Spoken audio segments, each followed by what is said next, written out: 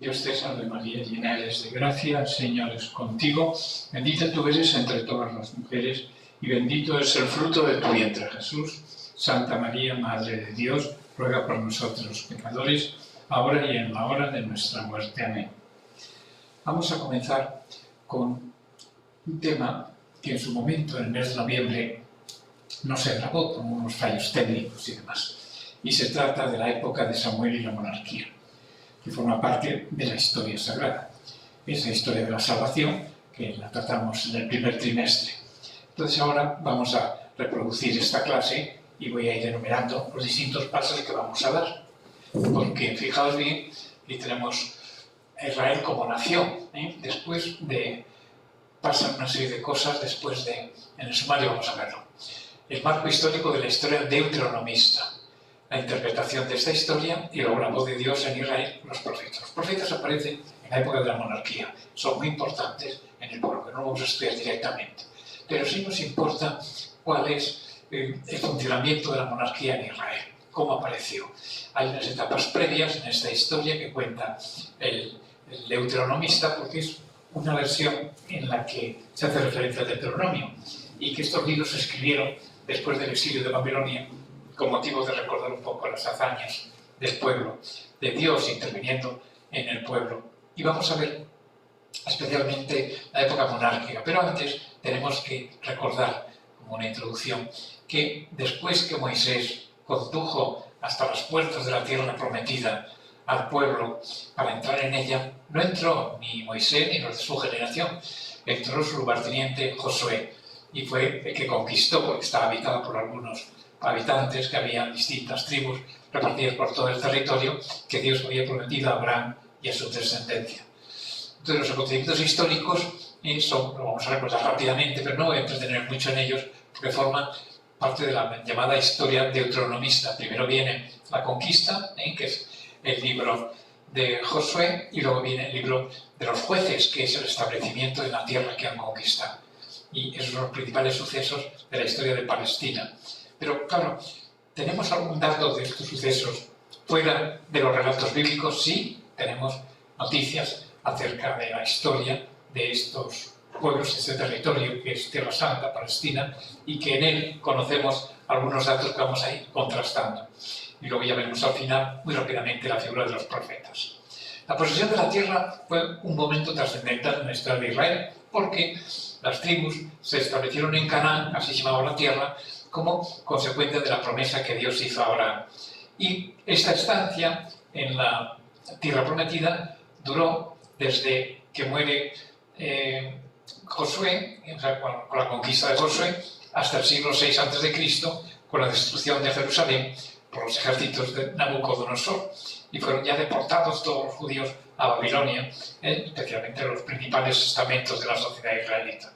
Por eso, toda esta historia se recoge en el libro de Josué, Jueces, 1 de Samuel y 1 de los Reyes. Nos interesan estos dos últimos, pero vamos a ver rápidamente los primeros para que tengáis una idea de lo que ocurrió.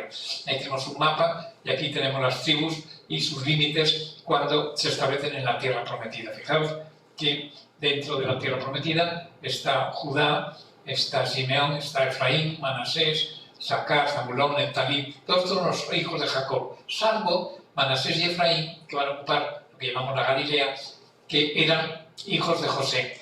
José murió, no fue sustituido por sus dos hijos, y Leví no tuvo reparto en la tierra por dedicarse al sacerdocio, con lo cual tenemos las 12 tribus, desde Simeón hasta Benjamín. Gad, Rubén, este es el mayor, y luego Zabulón y Neftalí, tierra también de Galilea, el norte de Galilea, y la tierra de Dan, que es al otro lado del Jordán, como Gad, que también. Este es un poco un mapa de modo gráfico, ver las tribus cómo se distribuyeron en la tierra. Bueno, entonces vamos a ver cómo la historia del deuteronomista pues está constituida por estos 6 libros: Josué, 2 de Samuel, 1 y 2 Samuel, y 1 y 2 Reyes. Vamos a ver esta historia, qué contenido tiene desde el punto de vista religioso y cómo es la intervención de Dios, porque efectivamente fue escrito bajo la inspiración del Espíritu Santo, sobre todo los libros bíblicos. La finalidad era precisamente explicar el destierro, es decir, quería dar razón de cómo y por qué el pueblo de Israel había perdido la tierra que Dios había prometido a los padres. y tras la esclavitud de Egipto se la ha dado a los israelitas. Este es el tema fundamental de estos libros. Dios es siempre fiel, y lo que promete lo cumple. Con la destrucción de Jerusalén y el exilio habían perdido todo. La tierra, el templo, el sacerdocio, el rey, todo lo habían perdido. Entonces, como una labor de lucha por la identidad, y se preguntan, ¿es que Dios ha faltado a sus promesas? ¿Se ha olvidado de su pueblo? Sabían que no, que Dios es siempre fiel. Entonces el destierro no es imputable a Dios, sino al pueblo mismo por sus pecados. Es el que Dios castiga cuando no somos fieles. Y el pueblo tomaría posesión y se mantendría en aquella tierra si cumplía los mandamientos que Dios había establecido. Esto es lo que decía el Deuteronomio. Por eso tiene esta historia el nombre de deuteronomista. Por eso los libros de Josué y de Jueces cuentan los primeros momentos de la conquista, que es una conquista épica, ¿verdad? Son relatos históricos, pero contados de una forma literaria, digamos, épica, no corresponden a la realidad de los hechos con exactitud, sino simplemente el mensaje, ¿no? Porque Dios apoyaba a estos hombres, porque había prometido esa tierra y por eso vencieron sus enemigos. Las distintas batallas del libro de Josué lo vamos a hablar rápidamente. Luego está la época de los jueces, cuando ya se establecen en la tierra, conforme a la distribución que hizo Moisés de las tribus, y ya cuando estamos en ese periodo de los jueces, cada una de las tribus tiene una historia. Se cuentan 6 casos de jueces que intervinieron en favor del pueblo en distintos momentos y con distintas actuaciones. Pero bueno, ahora ya lo veremos después más despacio. Pero eso da paso a que el pueblo, al ver que los enemigos tenían fuerza, estaban unificados porque tenían autoridad y tenían reyes, pidieron al profeta Samuel un rey para que unificase todas las tribus. Y aquí viene la historia de primero Samuel y segundo Samuel, primeros reyes y segundos reyes. En los libros de Samuel se cuenta la historia de Saúl, el primer rey que unge el profeta Samuel, y el rey David, que fue el siguiente. Y después de la muerte de David, ya en el libro de los reyes nos cuenta la sucesión, Salomón y toda la dinastía, pues que se extiende el reino. Se han portado mal, Salomón se corrompió al principio muy bien, pero luego se corrompió al final. Dios castigó al pueblo con la división, de manera que 2 tribus formaron el reino de Judá, las tribus de Judá y Benjamín, y el resto de las tribus lo llamaban el reino del norte, el reino de Israel, que este permaneció independiente, aunque eran vecinos y se llevaban más o menos bien, pero la rivalidad de los vecinos se perpetuó hasta los asirios, que entraron en la Galilea de los gentiles y Samaria y deportaron también a todos los judíos, pues casi un siglo antes que Jerusalén con los babilonios. Bueno, pues esto que os cuento así rápidamente es el motivo de que, digamos, las tradiciones orales o escritas de la conquista de la tierra son crónicas que tuvieron a su disposición los que redactaron pues todos los reinados de los reyes de Israel y de Judá, como se llaman las dos, la división del reino. También son importantes los recuerdos de la actividad de los profetas, ya lo veremos después también. Bueno, entonces el Deuteronomio está literalmente separado de esta historia y forma parte del Pentateuco. Por eso estos libros de Josué, Jueces, 1 Samuel, 2 Samuel, 1 Reyes, 2 Reyes, lo llaman los judíos los profetas anteriores.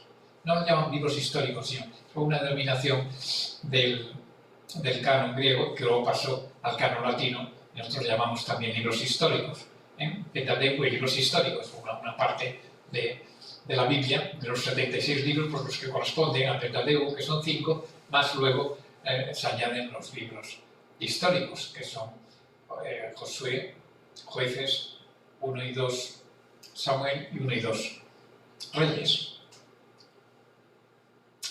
Bueno, vamos a ver ahora, aquí en este esquema, la historia del deuteronomista, fuentes históricas extrabíblicas y libros de Deuteronomio. Vamos a ver un poco también esas fuentes históricas extrabíblicas, porque todos estos datos que nos da la Biblia acerca de este periodo, que se desarrolla aproximadamente en el siglo X-IX antes de Jesucristo, pues efectivamente tenemos algunos datos de las ciencias históricas extrabíblicas, que vamos a cotejar un poco para ver cómo son el enfoque que dan los libros deuteronómicos. Y luego al final la figura de los profetas. Esto es un poco lo que vamos a ver en esta lección, centrándonos en los libros deuteronomistas. Primero, vamos a decir que el marco histórico de la historia deuteronomista es porque dicen los historiadores que hay un gran movimiento de población entre los años 1250 a 1050 a.C. Entonces, digo 13 al siglo XI a.C., hay un movimiento de población en toda esa zona.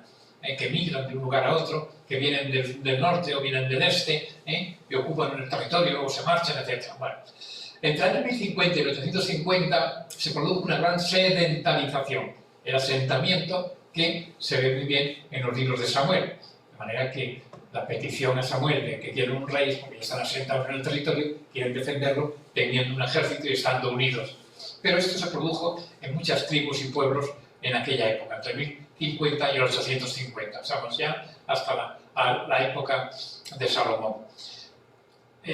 Años más tarde, en el 721, el reino del norte, que se ha separado por la muerte de Salomón, un general suyo llamado Jeroboam, se proclamó rey y creó una dinastía. Estos reyes, la mayor parte de ellos, solo uno o dos, han sido siempre impíos, han sido muy malos reyes y sobre todo porque no han sido fieles a la alianza que Dios pactó con ellos. Y ahí vienen todos los castigos, porque en el año 721 Samaria se convierte en una provincia asiria, son deportados todos los judíos que había allí. Y a partir de entonces ya los judíos no consideraban a Samaria y a Galilea sino como tierra de gentiles, se llamaban, ¿no? Porque ya habían desaparecido los judíos, que quedaban más bien en Judea, hasta que llegan los babilonios, que los conquistan y también los deportan. Nabucodonosor toma Jerusalén en el 587, fijaos, de 721, que cae Samaria, capital del reino del norte, al 587, que cae Jerusalén como capital del reino del sur, el reino de Judá. Y luego, en los libros de Reyes y de Crónicas se hablan de algunos de estos sucesos. Los libros de Crónicas son otros libros históricos, no pertenecen a esta colección deuteronomista, pero son interesantes porque estos libros vuelven a contar todo a la vuelta del destierro de una manera resumida, pero los mismos acontecimientos, por lo cual hay algunas discrepancias, algunas cosas que se cuentan de modo distinto, ¿no? Son dos libros y ahí se ha contado todo lo que se cuenta en los 4 libros de los Samuel y los de los Reyes. Bueno, aquí tenemos un mapa donde vemos que está el Golfo Pérsico, aquí la cuna de Abraham, en los ríos Tigris y Éufrates, que hacen toda esta región sea muy fértil, en cambio el centro es un desierto. Por eso los nómadas eran siempre, con este recorrido, daban la vuelta aquí, en la península anatólica, en el sur de Turquía, y volvían hacia Egipto, que era un granero, porque había mucho trigo. Y en el viaje pues iban intercambiando cosas, iban vendiendo ganado, comiéndose parte del ganado que llevaban, y haciendo tráfico comercial, etc. Entonces todos estos acontecimientos ya son históricos a partir de la figura de Abraham. Antes los llamamos metahistóricos, porque todo lo que se dice de Adán y Eva, de Caín y Abel, del diluvio, etc., son información, hechos históricos, porque se cuentan de un modo sapiencial, no responden a los criterios históricos que nos traen. En cambio, estos libros ya son históricos. Entonces vamos a ver ahora cómo en los años 1250-1050 hubo un gran movimiento de población en todo el Medio Oriente y afectó a la tierra de Canaán. Gentes que llegaban de otros sitios, de los altos de Efraín, en la Palestina central, etc. En esta época se encuadran los relatos recogidos en los libros de Josué y de Jueces, cuando Israel, después de salir del desierto de Egipto, se asientan en Canaán, la tierra de Canaán, que es lo que llamamos hoy Palestina, en la tierra de la promesa, donde los cananeos eran los habitantes, porque había muchas tribus que tenían distintos nombres, como iremos viendo después. Bueno, aquí tenemos un mapa que vamos a verlo así, un poco más despacio, para que veáis un poco cómo se puede cotejar lo que se cuenta en los libros de Samuel y en general los libros históricos del Antiguo Testamento con los periodos arqueológicos que han descubierto los científicos y que postulan con distintas hipótesis en cómo sería la civilización en Palestina. Fíjate que aquí se remonta al año 300.000 a.C., que es el Paleolítico inferior. Empezamos ahí, 100.000 no tenemos datos, Paleolítico medio, 35.000 Paleolítico superior, 1.500 Mesolítico. Ahí ya hay una cultura llamada natufiense, que se conoce porque en esta zona es donde comienza el hombre a sedentarse y comienza la cultura humana, digamos. Entonces, en el año 1000 está el protoneolítico y aquí tenemos los primeros pobladores sedentarios, porque hasta entonces eran nómadas. Y luego ya nos metemos en el neolítico, que tiene distintas fases, fijaos, desde el 8500 hasta el 4300. Luego viene el calcolítico. Bueno, pues en estos años del neolítico, aquí hay yacimientos, por ejemplo, Jericó, una ciudad del oasis, que es muy importante, también en los evangelios aparece, con Bartimeo, que estaba ya a las afueras de la ciudad, y que es una ciudad que tiene muchas capas. Es quizá la ciudad más antigua del planeta Tierra. Se conservan más años en el mismo sitio. Y es un oasis que está rodeado por el desierto, pero el oasis tiene agua y tiene árboles y tiene vegetación de todo tipo. Y esto, fijaos, estamos en el neolítico precerámico, antes de la invitación de la cerámica, porque la cerámica no aparece hasta el año 6000. Luego, el neolítico precerámico está ya en Jericó. O sea que Jericó es muy antigua, ya la podemos situar en el neolítico. Pocas ciudades hay que puedan tener una fundamentación científica de que pertenecen a esta época, tantos miles de años. Y luego hay otra ciudad que se llama Biblos, que fue fundada en este periodo de neolítico cerámico A, que se llama entre los años 6000 y 5000 a.C. Y ahí es cuando nace la cultura tauniense. Bueno, pues seguimos en el neolítico cerámico B, tenemos los dólmenes, menires, que son de difícil datación, pero que son de esta época. Y luego el carbolítico, que es un periodo de transición del neolítico y la edad del bronce. Ya en la edad del bronce nos metemos en el 3300 o 3000, y aquí ya hay poblados agrícolas no fortificados en zona fértil, y luego más adelante la civilización urbana, el aumento de población en el bronce antiguo, y luego en 2300 a 2000 el bronce antiguo medio, el regreso al pastoreo seminómada. Y por eso nos acercamos ya al 2000, 1800, que estamos ya en las ciudades fortificadas y la expansión egipcia. Aquí ya aparece Abraham, y luego pues toda la escritura alfabética lineal, los Ixos, que eran los pueblos que venían del norte y que se hicieron con el poder en Egipto, y de hecho eran los que gobernaban cuando llegó Moisés, cuando llegó a Jacob, y bueno, habían vendido a su hijo José y se convirtió en primer ministro de Egipto. En fin, toda una historia que ya conocéis, ya hemos visto y tal. Y luego ya, llegando al reinado, al año 1000, está el reinado de David y Salomón. O sea que todo este es el periodo israelita, la edad de hierro, cuando ya empieza Abraham y su descendencia, los pueblos del mar, desarrollo demográfico, la época de los jueces, y luego llegamos al año 1000 y aparece ya David y Salomón.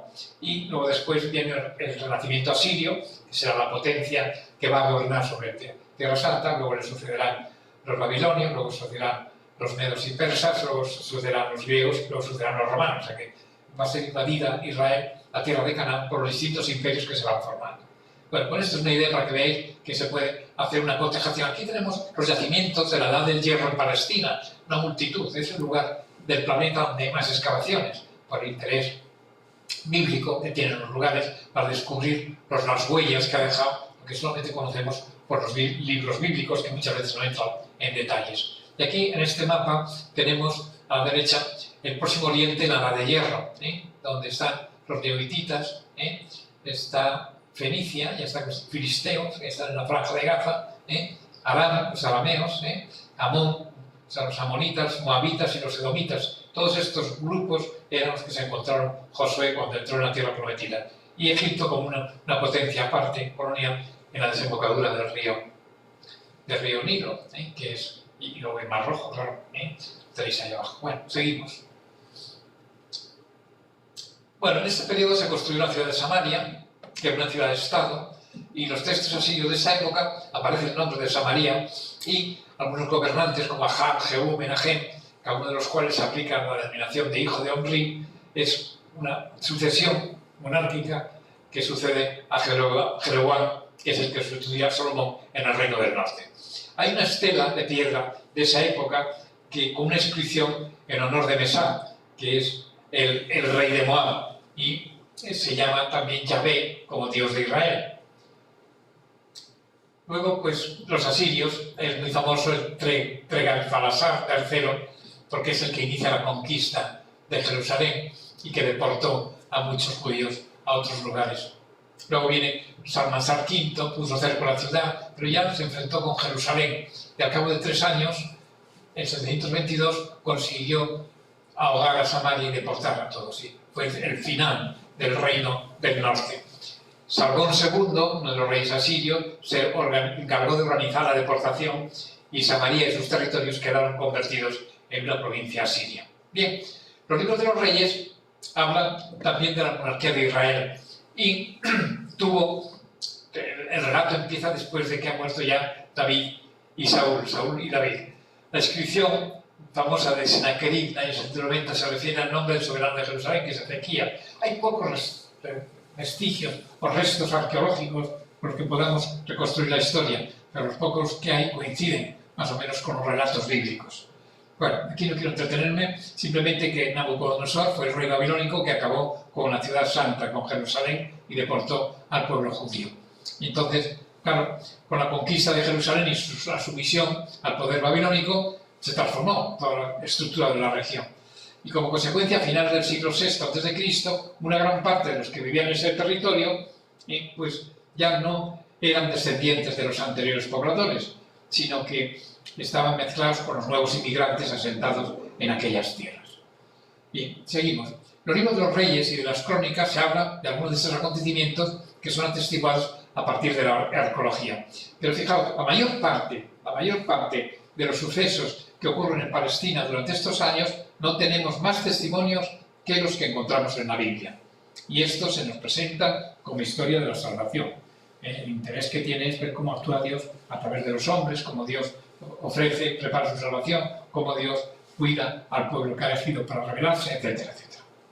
Bueno, entonces vamos ahora a ver la interpretación de esta historia deuteronómica. Evidentemente que el libro de Josué nos habla de la tierra prometida, que es un don de Dios. Dios lo que promete lo cumple. Había prometido a Abraham volver a su pueblo a la tierra prometida, y esto es lo que hace. Y Josué es el lugarteniente de Moisés que entra en la tierra prometida en plan bélico para derrotar a los enemigos y va poco a poco conquistando la tierra.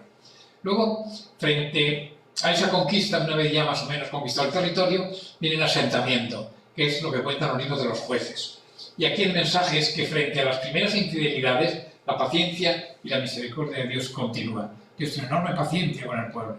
Y por eso, ya sea la historia de Sansón o de Gedeón o cualquiera de los jueces, de los 6 que se cuentan en los libros, son historias admirables de la mesa del pueblo, pero todavía se ven como muchos defectos, ¿no? No entro en los detalles, pero no se ve todavía hasta que no lleguemos a la monarquía. Que esa se establece precisamente con el profeta Samuel, cuando el pueblo le pide un rey y Samuel se lo consulta a Dios y le dice que sí, dales un rey y unge a uno mi nombre y tal, ¿no? Y unge a Saúl y luego desobedece y lo descalifica y unge de nuevo a David. Y un periodo de lucha entre Saúl y David, estamos leyendo ahora en la Santa Misa, en la lectura ordinaria, estamos precisamente en esos episodios donde se muestra cómo David tiene que defenderse de Saúl, que lo quiere matar. Jonatán, un hijo de Saúl, muy amigo de David, como le salva, es un prototipo de la amistad, tiene muchos valores, ¿no? Bueno, y David es un hombre de gran corazón, ¿no? Y luego vemos claramente la infidelidad a Dios del pueblo en los reinos de Israel y de Judá, porque después de Salomón se divide la monarquía y los reyes de un lugar y de otro, del norte y del sur, de Israel y de Judá, como se llamaban, pues no son fieles, la mayoría, algunos que sí, pero muy pocos, la mayoría se portan mal. Entonces el Señor los vuelve a castigar. Estas son las enseñanzas que queremos ver en la historia deuteronomista. Bien, el libro de Josué, voy a pasarlo rápidamente, que es la prometida de Dios, la figura que tiene Josué, el relato de la conquista, la renovación de la alianza en Siquem. Concluye el libro, el capítulo 24, con la renovación de la alianza. Josué, una vez que ha conquistado la tierra, reúne a todo el pueblo y lee la ley de Moisés. Y todo el pueblo dice amén. Es un momento un poco solemne, digamos, en que vuelven a recuperar el territorio que habían perdido, pues bueno, porque nunca se habían asentado definitivamente, solamente de paso. Bueno, de aquí no voy a entretener nada más. De aquí tenemos unos mapas, que es el paso del Jordán y la conquista de la tierra prometida. Ahí veis el paso del Jordán, que fue aquí a esta altura, cerca del Mar Muerto, en el río Jordán, en el lago de Galilea. Este es el trecho del Jordán que va entre los dos mares, Galilea y el Mar Muerto. Y aquí pues, los nombres que hay en esa época y las principales batallas de Josué y la coalición de los 5 reyes cuando actúan para defender el territorio, etc. Bueno, ya ha pasado. Cuando el pueblo es fiel, entonces avanza la conquista. Cuando no son fieles, pierden las batallas. O sea que es un modo de... Y una de las tradiciones frecuentes en el libro de Josué es el anatema, que en hebreo se dice jerema, que consistía en deshacerse, como ofrenda a Dios, de todo el botín de la guerra, fuera de objetos o de personas. Entonces, también como botín de guerra a las personas, no solamente a los objetos. Y esa costumbre, que para nuestra mentalidad pues, es un poco inhumana y hay que entenderla en su contexto histórico. en el marco de ese desarrollo progresivo de la revelación divina. Bueno, seguimos y la manifestación de Dios a los hombres se ha ido realizando poco a poco hasta alcanzar su plenitud en la encarnación del Verbo. Pero en la predicación de Jesucristo es donde podemos ver el punto de referencia sobre el respeto a la vida, las legítimas posesiones, no mentir, no robar, etc. En el Sermón de la Montaña dice Jesús: amad a vuestros enemigos, rezad por los que os persiguen. Pone una cota altísima, ¿no? Este planteamiento tan radical era entonces desconocido, ¿no? Y esa es la novedad que trae Jesucristo precisamente. Y por eso una característica importante de la tradición bíblica es presentar con singular realce a los protagonistas de los grandes momentos de la historia, por ser elegidos por Dios para llevar a cabo una parte de su proyecto salvífico. El propio Josué, una vez que haya culminado ya la toma de la posesión de la tierra, es el mediador de la alianza, y por eso reúne a todo el pueblo en Siquem y allí proclama la renovación de la alianza. Por eso, en este sentido, Josué es una prefigura de Jesús, que es Salvador y que es guía del nuevo pueblo de Dios, que es la Iglesia, ¿no? Pues el antiguo pueblo de Dios es Josué. Pero aquí tenemos unos mapas, vamos a pasar por alto, de las batallas que hubo en la conquista de la tierra, pues no podemos verlo ahora con detalle, y cómo se establece luego, una vez que han conquistado la tierra, la distribución de las 12 tribus. ¿Veis? Aquí Manasés, es Manasés oriental y Manasés occidental. Coges Siquem, que es donde se hizo ese culto a Dios. Luego Abías, está también Dan, Benjamín, Judea, Gad y Rubén. Y aquí están ya pueblos vecinos a Israel, enemigos de Israel, los moabitas de Moab, los edomitas de Edom, etc. Y aquí está Simeón, que es el primogénito de Jacob, y pues aquí más de todas las tribus, Dan, en fin, él tiene escrito, tal cual. Bueno, seguimos. El libro de los jueces, ya digo, es el asentamiento, ¿no? Hay muchas infidelidades por parte del pueblo. Dios es paciente y misericordioso, pero se asienta en la tierra prometida. Y estos relatos ejemplares para ver que ellos hacen lo que pueden por su pueblo para defenderlo, pero como no están organizados, tienen muy poca eficacia, porque el vencer a un enemigo, pues luego al siguiente año ya está otra recha el enemigo y volvían a atacarles de nuevo. Y por eso es por lo que pidieron un rey. Y la fidelidad a la alianza era el tema religioso por antonomasia, a medida que cumplían los preceptos de Moisés, y por eso supone un canto a la liberación, todo el libro de los jueces. Y hay un libro, que es el libro de Ruth, que es un libro histórico también, que cuenta la historia de esta mujer, Ruth, que ella no es judía, pero se casa con un judío. Se muere su marido sin tener hijos, y la madre de este judío le dice que si quiere venir a su tierra, que yo soy de Belén y tengo que volver a mi tierra. Tenía otra hija que se casó con otro amonita y se quedaron por ahí por el territorio. Pero Ruth se viene con Noemí a Belén, y entonces Ruth va a ser la abuela de David, porque ella va a escoger como marido a Isaí, y a Isaí le tendrá como que es un hijo de Isaí es David. Perdón, estoy diciendo malas cosas. Se casa con vos, tiene un hijo que se llama Isaí, y el padre de David se llama Isaí. Pues por eso el libro de Ruth es una historia para contarnos sobre todo la costumbre del Levítico.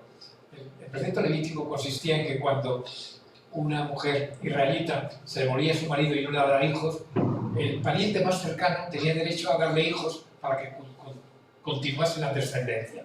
Este es el precepto levítico, y es lo que cuenta el libro de Ruth. Es muy interesante el libro de Ruth, una historia muy bonita.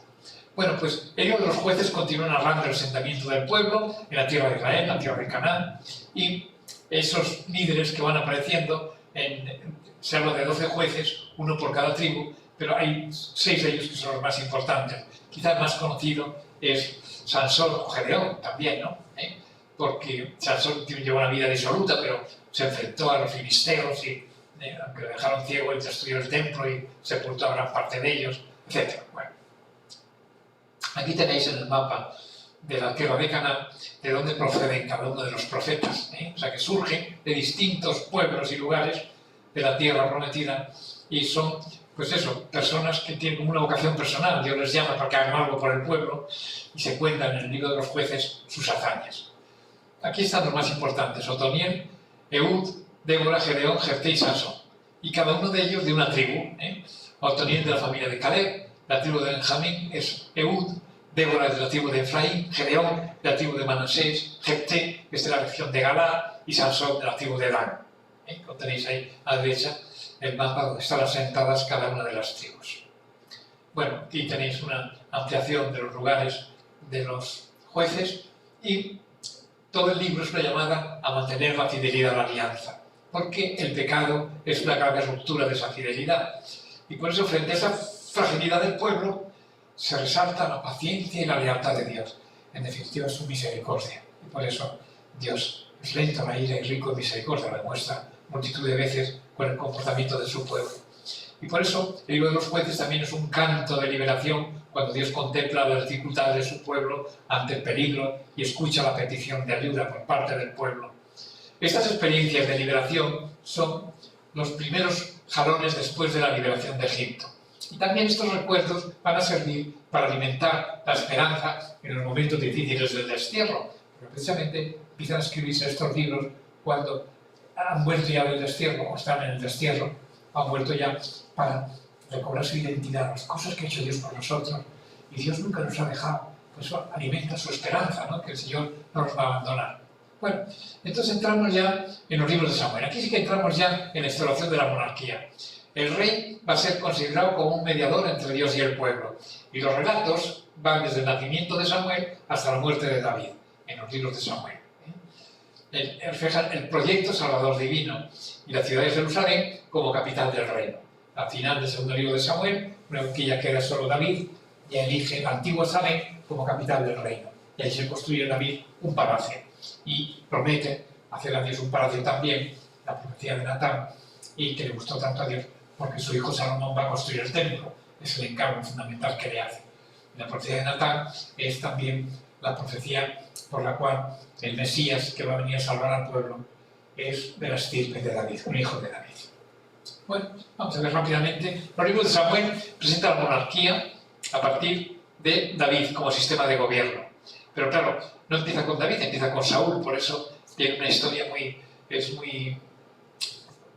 entretenida, ¿no? Porque pasan mil cosas y se enfada David con Saúl, Saúl con David, lo quiere matar porque no quiere quitarle el trono y tal, y todo esto pues entra en los planes de Dios para elegir por fin a David como... O sea, los protagonistas de estos libros de Samuel son Samuel, Saúl y David. Y el segundo libro de Samuel es la figura del rey David. Ha muerto ya Saúl y David se proclama como rey de todas las tribus y unifica al pueblo. Entonces estos libros ponen de relieve sobre todo el sentido religioso de la historia en cuanto que ella es el camino por el que Dios anda, porque se muestra el proyecto salvador de Dios. Y por eso el Señor elige a un pueblo para llevar a cabo su designio salvífico y dentro del pueblo escoge a unas personas que son reyes y profetas para que lo guíen los reyes y como representantes de Dios y de los profetas como intérpretes de la historia. Por eso todo este periodo también es muy interesante, conviene seguirlo. Voy a leer un texto que es muy famoso porque es la profecía de Natán, que incluye el segundo libro de Samuel, capítulo 7. Fijaos, así dice el Señor de los ejércitos. Ejército no es militar, ejército quiere decir las cosas que se mueven, los astros, como dice el Génesis. Yo te he tomado del aprisco, de detrás del rebaño, para que seas príncipe sobre mi pueblo Israel. Es David, que se dedicaba a cuidar el rebaño de su padre. He estado contigo en todas tus andanzas, he eliminado a todos los enemigos ante ti, y he hecho tu nombre grande entre las grandes de la tierra. Asignaré un lugar para mi pueblo Israel, y lo plantaré para que habite y allí y que nadie le moleste, y los malvados no volverán a oprimirlo como antes. Cuando constituí jueces sobre mi pueblo Israel, te concederé la paz con todos tus enemigos, y el Señor te anuncia que Él te edificará una casa. Cuando hayas completado los días de tu vida y descanses con tus padres, suscitaré después de ti un linaje salido de tus entrañas, y consolidaré su reino. Él edificará una casa en honor de mi nombre, y yo mantendré el trono de su realeza para siempre. Yo seré para él un padre, y él será para mí un hijo. Si algo hace mal, te castigaré con vara de hombres y con golpes humanos, pero no apartaré de él mi amor, como lo aparté de Saúl, a quien lo alejé de tu presencia, de tu casa y de tu reino, para que permanecerán para siempre en mi presencia, y tu trono será firme también para siempre. ¿No? Un texto muy bonito, una profecía de Natán. porque el rey dice, yo viviendo en un palacio y Dios hace la alianza y tal, en una tienda, no puede ser de hacer un palacio para Dios. Y ese gustó mucho a Dios ese propósito, y Natán, de parte de Dios, le dice que un descendiente del Mesías, el Salvador de Israel, va a ser de su estirpe. Lo dice con estas palabras que os acabo de leer. Bueno, pues esta alianza que hace Dios con el pueblo, la ha hecho con Caín y Abel, la ha hecho con Abraham, la ha hecho con Moisés, la ha hecho con Jacob, con Isaac y con Jacob, y la ha hecho también con David. O sea que hay una línea de oro, ¿verdad?, de toda la historia de la relación de Dios con su pueblo, que es la alianza. Y eso condiciona el comportamiento del pueblo y Dios que se promete ayudar al pueblo. Entonces, David también tiene sus pecados, comete un adulterio con Betsabé, la mujer de un general de su ejército, pero el Señor le perdona porque él se arrepiente sinceramente y escribe el famoso Salmo 22 pidiendo perdón a Dios. La monarquía dinástica adquiere en estos libros su más alta consideración. Nunca Israel fue tan importante en la época de David y luego de Salomón. Luego ya fue prisionero de todos los grandes imperios, pero en esta época sí que se puede decir que hay un esplendor en cuanto a su poder y a su organización.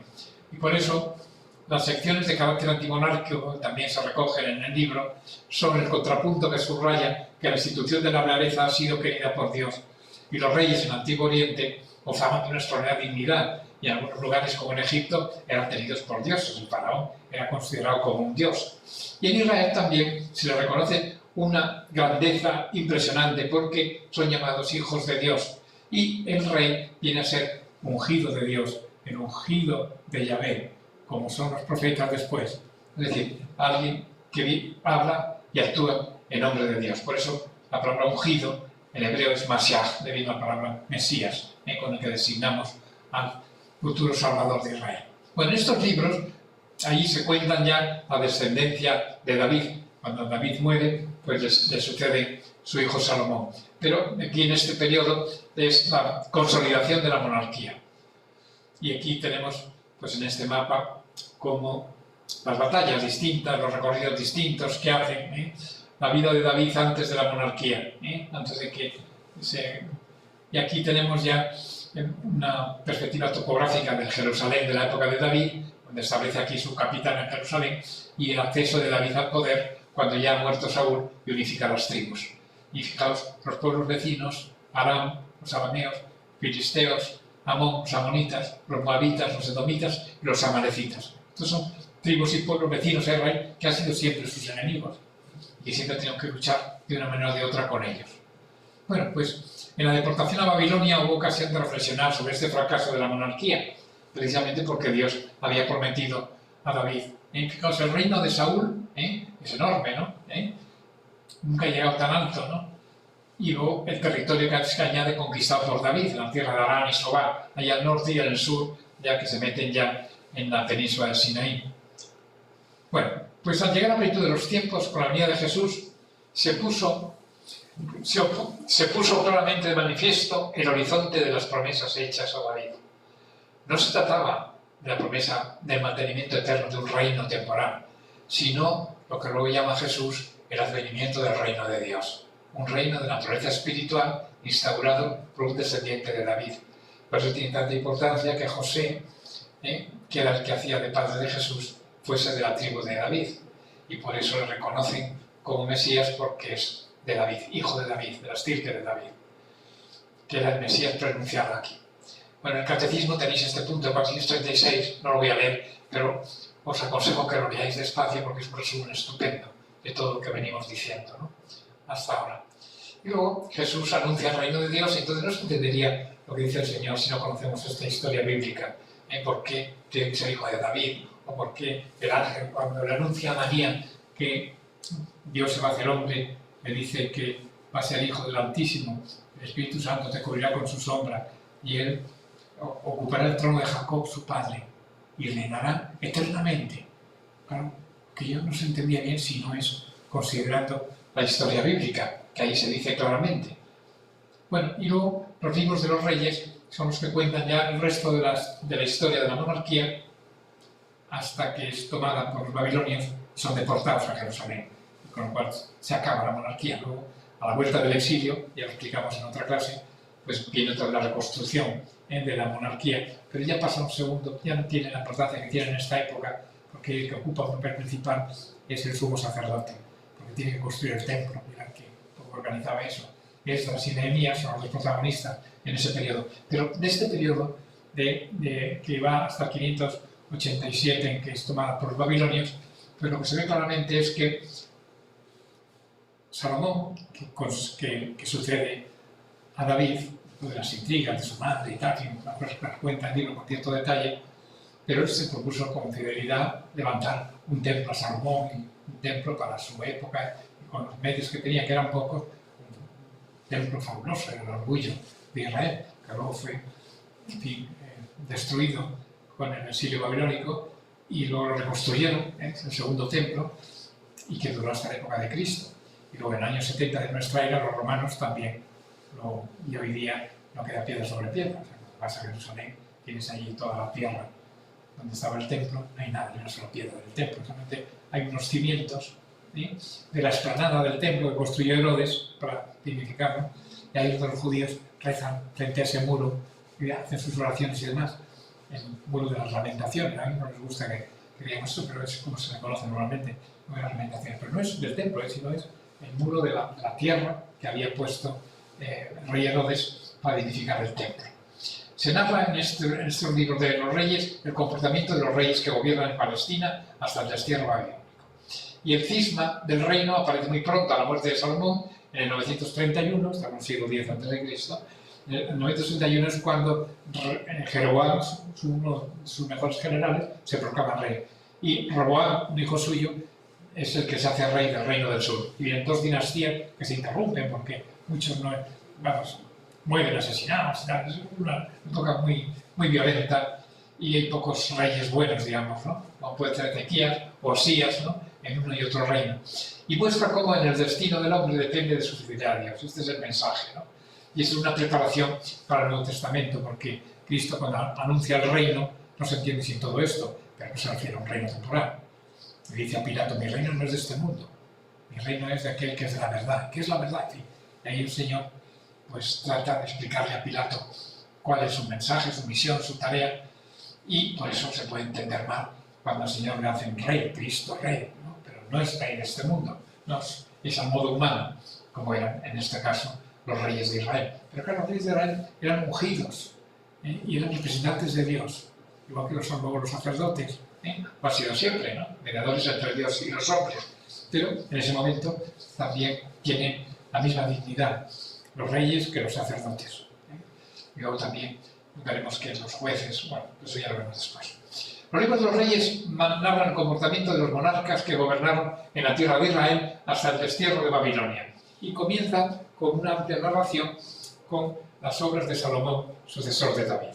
Evidentemente Salomón, cuando llega, tiene una gran sabiduría, como le había prometido Dios por su rectitud de intención, y comienza esparciendo justicia, y tenéis una imagen del famoso juicio de Salomón, cuando dos mujeres se pelean y dicen que las dos, que ese es su hijo, una y otra dicen que es su hijo, y entonces le dice Salomón al alguacil: coge al niño y pártelo en dos, y le da la mitad a cada una, y dice: no, que es suyo el hijo, esa es la madre, dice Salomón.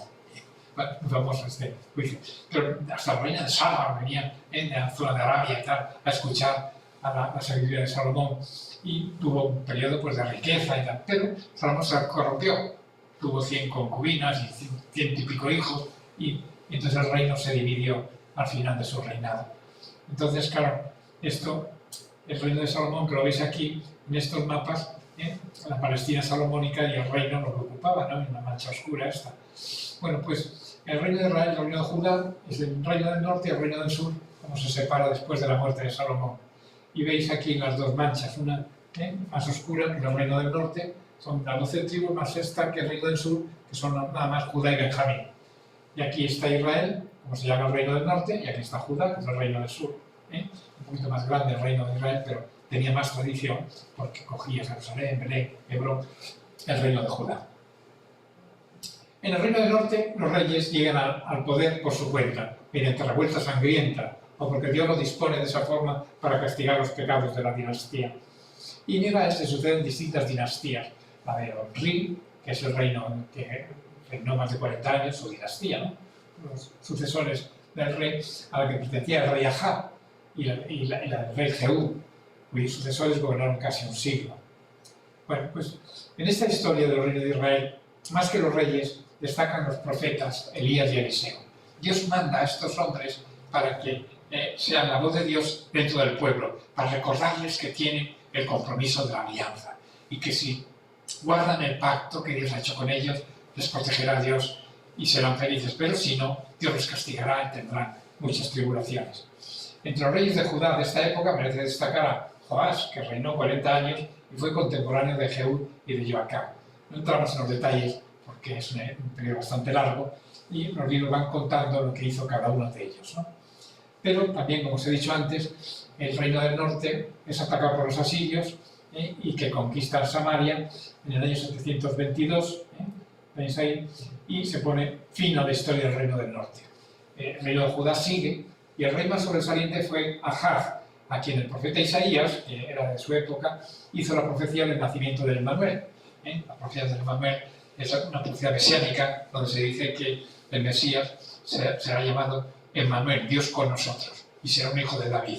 Es la principal profecía davídica, digamos, de que el Mesías sea hijo de David. Bueno, aquí tenemos el templo, un dibujo de cómo sería entonces, el agua para las abluciones, todo el culto.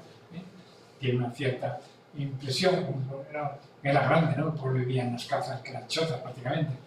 Y a partir de aquí se da una historia de Judá, porque ya ha desaparecido el reino del norte y va a durar hasta que Nabucodonosor toma la ciudad y la deporta a todos los judíos, incluido al rey, a Babilonia. Años 587, como hemos venido diciendo. Entonces, fijaos que durante este tiempo hay una reforma religiosa llevada a cabo por el rey Ezequías, que es un hombre piadoso, y se libera milagrosamente Jerusalén ante el ataque de Sanherib. Los sirios quisieron también destruir Jerusalén, pero no pudieron. ¿Por qué? Porque había un rey muy fiel, muy piadoso, y Dios le protegió. Y la figura y la acción del profeta Isaías también es clave para conocer aquellos sucesos, porque el profeta que pertenecía a las clases altas de Israel, pues es el que pronuncia varios oráculos, ¿no? El libro tiene 3 partes. La primera, que es de este periodo histórico, es lo que se decía antes, las profecías del Emmanuel. Los sucesores de Ezequías volvieron a introducir la idolatría, y especialmente Manasés, que fue un rey bastante impío, muy famoso por su impiedad, se saltó todas las costumbres y la alianza con Dios y tal. Pero el rey Josías sí que hizo una reforma religiosa muy importante porque se descubrió en su época el Deuteronomio. O sea, que se conocían del Pentateuco los 4 primeros libros. Pero fue en esta época, 621, cuando se descubrió el Deuteronomio. Ahí fue una revolución religiosa, ¿no? Josías, a pesar de su piedad, murió prematuramente, pues en manos del faraón Neco. Y la historia la cuentan los libros con más detalle. En Judá quedó un gobernador y en Babilonia el rey Joaquín, aunque cautivo, tuvo un trato de favor y reconocimiento como rey por parte de Nabucodonosor. Y aquí acaba la historia de los reyes, porque ya nos deportan a todos, ¿no? Los hechos de Salomón, los anales de los reyes de Judá, los anales de los reyes de Israel, son también fuentes que se expresan a veces en ámbito judío para contar de dónde sacaron todos estos datos, para contar estas historias que están ellos relatando.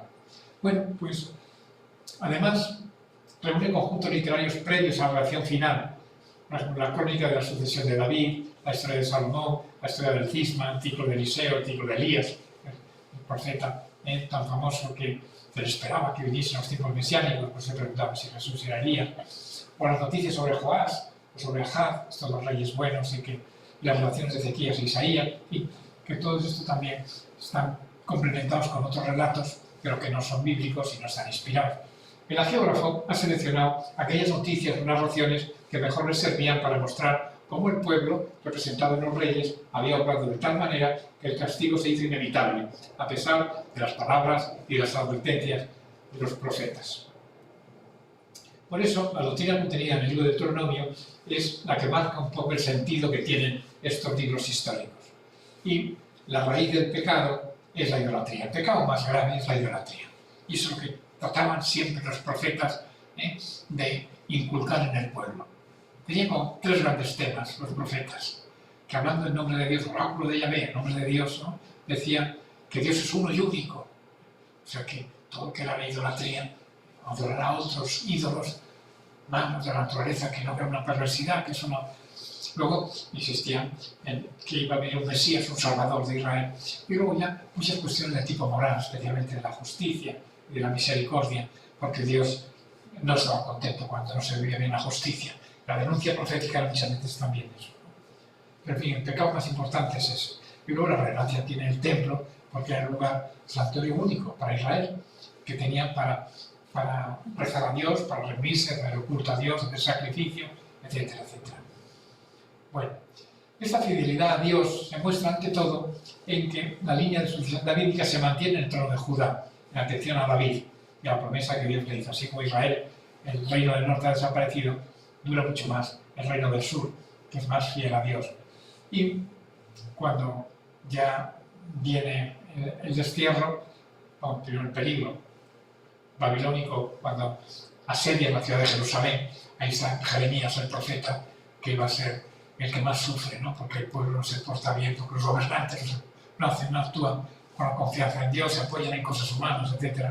Y lo tratan muy mal. Y luego en el destierro se Ezequiel, que fue deportado allí y que levanta la voz de Dios en el destierro para alimentar la esperanza y decirles que Dios no se olvida del pueblo, a pesar de que están pasándolo tan mal en el exilio. Pues bien, la Iglesia, integrada por hombres y mujeres de todas las razas, es el germen del principio de este reino, que es Jesucristo, como hijo de David, es Rey Mesías y viene a instaurar el reino definitivo. Y estamos en los últimos tiempos, los tiempos de la Iglesia. Ya solo queda el final, que este mundo terminará y vendrá el juicio a las naciones, la resurrección universal. Pero, evidentemente, ya no esperamos otra época. Bueno, aquí tenemos unos cuantos mapas de la dinastía de Onri, y luego de Garizim, que era la conversación que tiene el Señor con la samaritana. La samaritana dice: ¿pero cómo me hablas tú a mí si tú eres judío y yo soy samaritano? Se hablaban entre ellos, ya la enemistad había aparecido.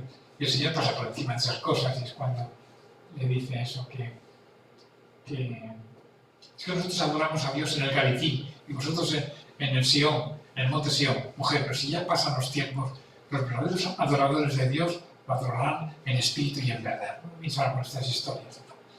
Estas cosas se entienden, veis, del Evangelio cuando se conoce esta historia que ha precedido la llegada de Cristo.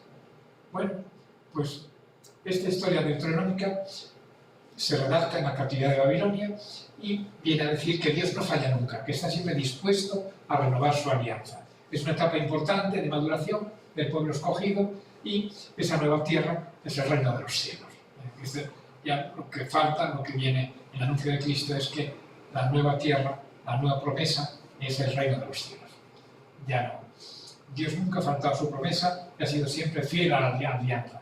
Por eso con los reyes buenos el Señor se ha lucido, tanto con Ezequías como con Josías, y que cuando los reyes son malos, pues evidentemente Dios ha castigado al pueblo. Desde una perspectiva cristiana, la historia en estos libros se contempla como una etapa muy importante en la preparación que ha llevado Dios para preparar al pueblo para la llegada del Mesías, de Cristo, el ungido, de Yahvé.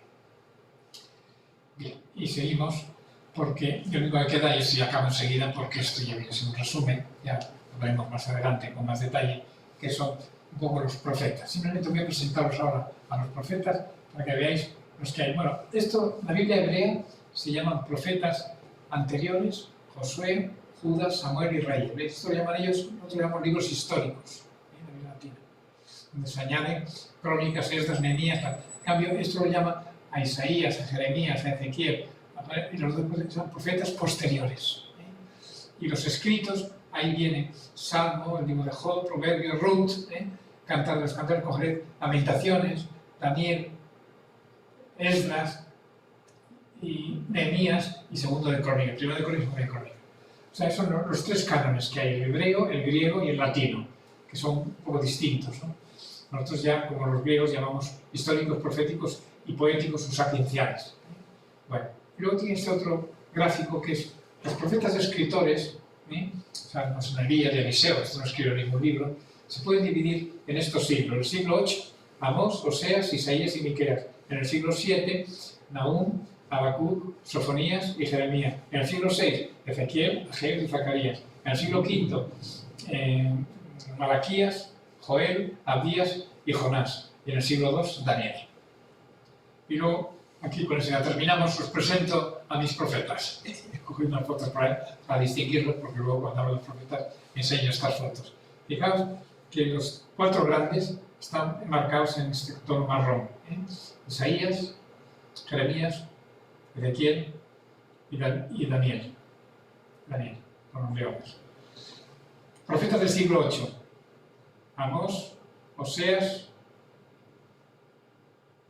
Isaías y Miqueas. Este es Miqueas, son del siglo VIII. Siglo VII, Nahum, Sofonías, Habacuc y Jeremías. Y en el siglo VI está Ezequiel, está el profeta Ageo, el profeta Zacarías y el profeta Malaquías. Y luego aquí están los 4, estos van un poco por libres, que son Joel, Abdías y Jonás. O sea, estos son todos los profetas que tienen libro en el Antiguo Testamento. A todos ellos en distintos siglos, desde el siglo VIII, siglo VII, siglo VI, y esto siglo V, siglo II, como es Daniel. Entonces, Daniel es un personaje del siglo VI, pero su libro, la parte histórica es del siglo VI, pero la parte escatológica, la parte profética, es del siglo II, es el más reciente. Bueno, más recientes son los libros de sabiduría, son los libros sapienciales, es más reciente. Pero este es el último de los libros proféticos. Y el último profeta es Malaquías.